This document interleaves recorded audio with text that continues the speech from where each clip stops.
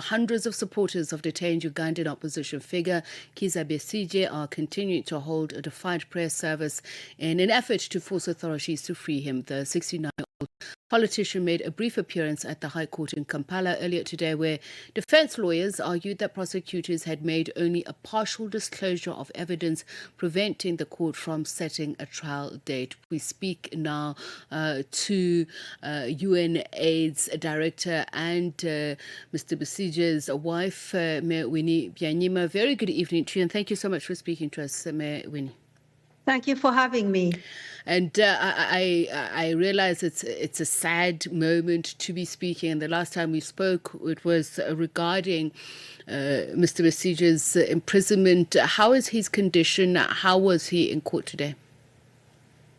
Well, he's been in prison for a year and 3 months, and every month we see him, his health is deteriorating. He's living under harsh conditions, and it's showing. It's taking its toll on him.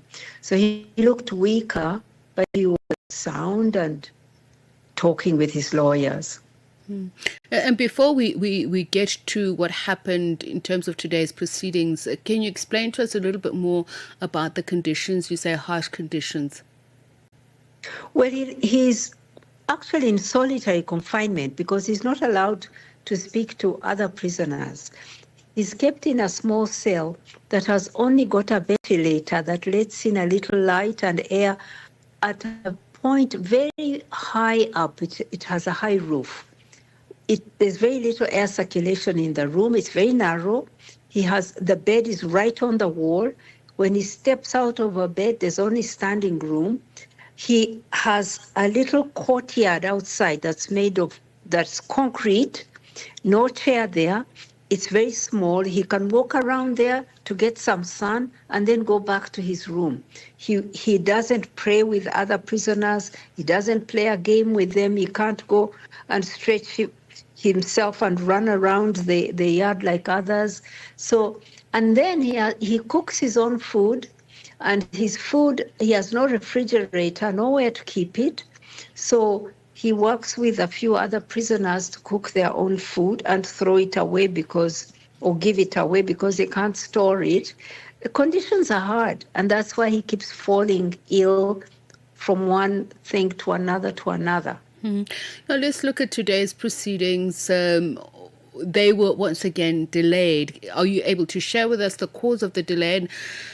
Is it, from what you've explained in the past, part of a tactic to delay it as far as possible? Even you've gone as far as saying you believe that President Museveni wants to see your husband die in prison. You know, this is not a prosecution, it's a persecution. The son of the president, General Muhoozi, he is also the commander of the Ugandan army, has said many times that he's going to kill him. Even choosing a date he will kill him, even though it has passed. He has repeated his threat. Just last week he said he's a walking dead man and that he's going to kill him. He repeats it. The president, who's been in power for 40 years, has lost any sense of the law and himself. What he wants becomes law. The Constitutional Court, for example, the Supreme Court, said that because he was a civilian, he should not be tried in a military court. He went to the parliament and said, well, I want him in a military court, change the law. And they changed the constitution for him. Fortunately, there's the law against retrospective trial. You cannot try someone retrospectively, so he is now in the civilian court. But he too has said many, many times that he's guilty and that he's going to be sentenced for treason, which is a life sentence of up to death. He now has ordered the Archbishop of my church not to say a mass for him. This is Lent. We Catholics go to church with our intentions and ask for masses. I asked for a mass to pray for my husband and other prisoners. He called up the Archbishop and said, I don't want you to pray for Besigye because he has a case to answer. And the Archbishop said, but I don't care about the case. We pray for people. We don't pray for those who are saints. We pray for people, whatever it is about them. And he argued with him until the president said, okay, postpone it. I'm going to investigate this because it's becoming political. It's a political mass. So we're waiting for him to investigate a mass. So, but you can see that he's lost all sense of proportion 40 years on. He hasn't got any sense of what is the law and what he should follow. It's what I want, and then it must happen. And there are two things to look at here. As you say, there's the spiritual moral issue and what President Museveni has raised as a political issue. And amidst that, there's the issue of constitutional rights. Have the lines been blurred on all of these issues? And is there any recourse? Because I'm also thinking if the legal strategy is not working, what recourse is there? What would be the next strategy? You know, the case against Dr. Besigye is political, treason. He's accusing him of wanting to overthrow his government. But the issue is that he's also not legitimately the president of the country.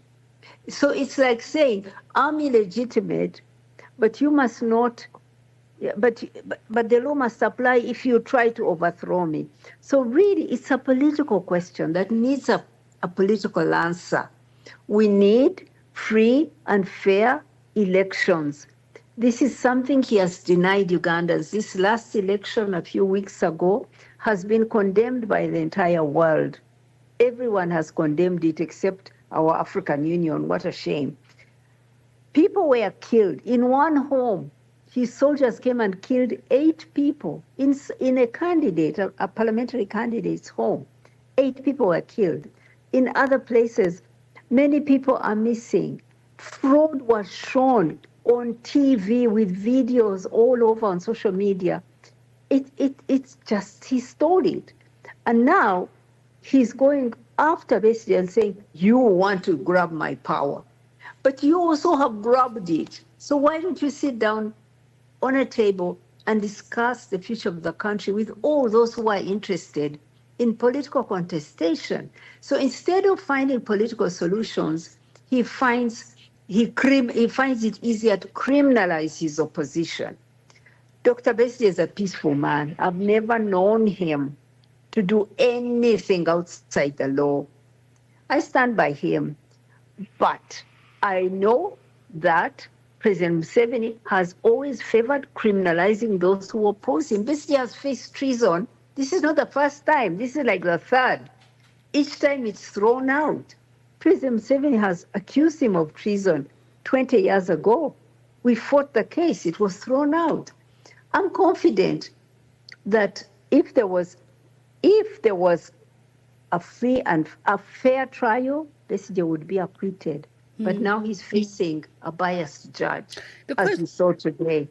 The question then becomes, what role ought regional bodies play? Because you mentioned the African Union and the outcome of the election. In fact, the last time you and I spoke, you were challenging President Museveni to be bold enough to step down. That clearly hasn't happened. Is there any political pressure that can be brought to bear, whether it's the African Union, whether it's the United Nations, IGAD, or any of those institutions, particularly on the issue of judicial independence? Absolutely, there is a role for the international community, and I want to say how grateful I am to some countries that have spoken out on this question of the incarceration of Dr. Besigye.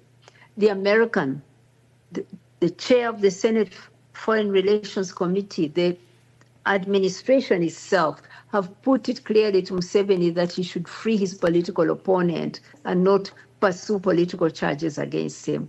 So has the European Parliament. So have individual European parliaments. I believe they have told him, please seek political answers to political questions, stop criminalizing your opposition, free Dr. Besigye. So this has, but we do need African institutions too. They don't work.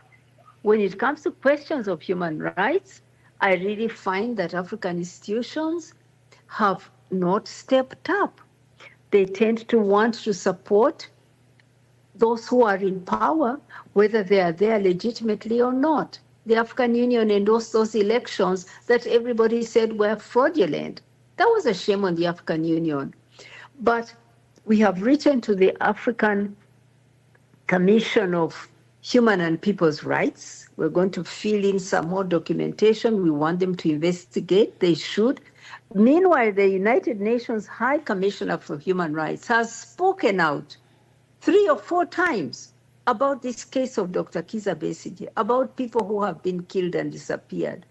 So we do see the global institutions standing in and speaking and telling Museveni what he needs to hear, but we have our own African institutions not doing that. So I do use your platform to speak to the African Union, step up, be the institutions for the people, not institutions for those who've captured power. Mayor Winnie Byanyima, thank you so much for speaking to us, head of UNAIDS, and the wife of Dr.